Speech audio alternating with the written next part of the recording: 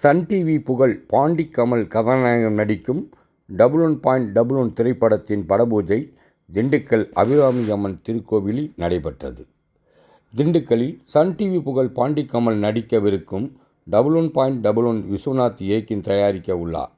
இத்திரைப்படத்தில் முக்கிய கதாபாத்திரமாக சித்ராஸ் மற்றும் ராகவா, ஹரி கேசவா ஆகியோர் நடித்துள்ளனர். திரைப்படத்தில் படபூஜையானது திண்டுக்கல்லில் உள்ள புகழ்பெற்ற அருள்மிகு அபிராமி அம்மன் திருக்கோவிலில் நடைபெற்றது.